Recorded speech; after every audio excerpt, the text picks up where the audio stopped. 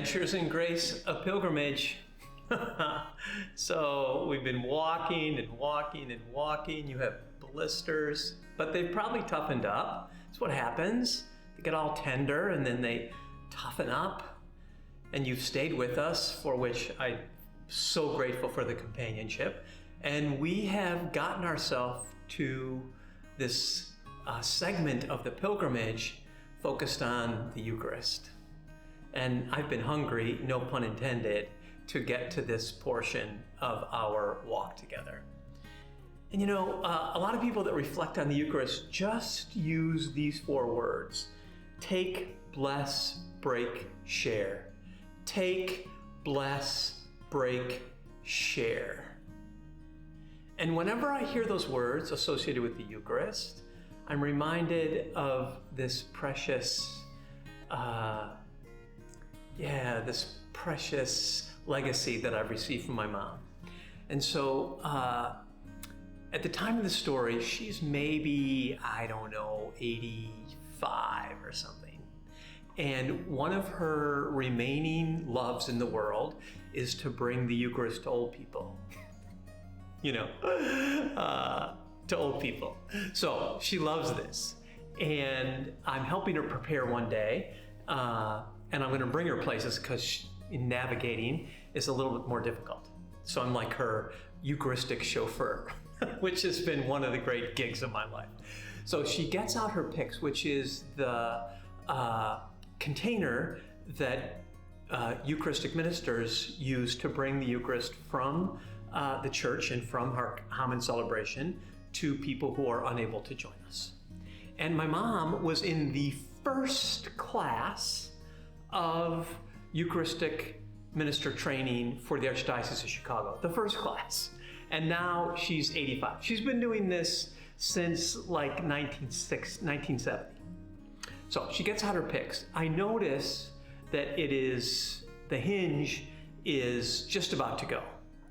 And at the time, I worked at Old St. Patrick's Church, and I told her that I knew people who knew people, and in all likelihood could get her a pretty cool looking pyx from Old St. Pat's. And she looks at it, she takes it, she looks at her pyx. It's like, oh, that's ridiculous. Just get me a safety pin. I'm like, what? Just get me a safety pin. So she breaks the remaining hinge off, and then she takes a safety pin, puts it through the back hinge of the pyx. She's like, we're good to go.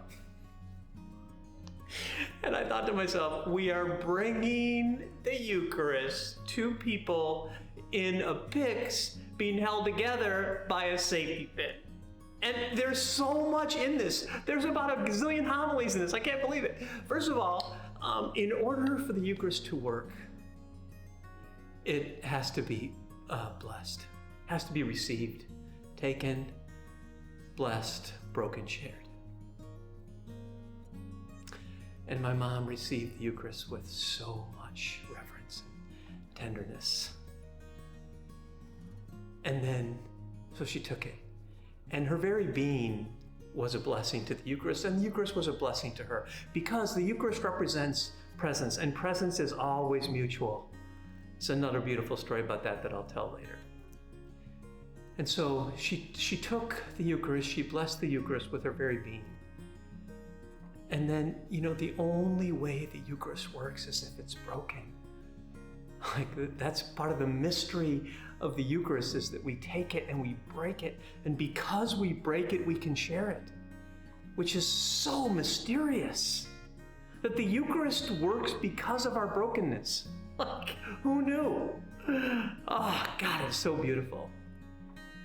And then, as a result of breaking the Eucharist, we're free to share it. And so I got to be my mom's sole Eucharistic valet and bring her, who took the Eucharist and blessed it with her very being and broke it and shared it from a pyx held together by a safety pin. Wow.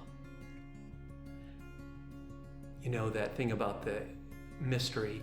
Mystery isn't a mystery because it's inaccessible. It's a mystery because it's infinitely accessible. A mystery isn't a mystery because you can't get into it. It's a mystery because once you get into it, you can't get to the bottom of it. There's 10,000 layers to any really good mystery. And the Eucharist is a mystery, especially if it's transported in a pyx held together by a safety pin. May we be nourished during this portion of our pilgrimage together. And the church says,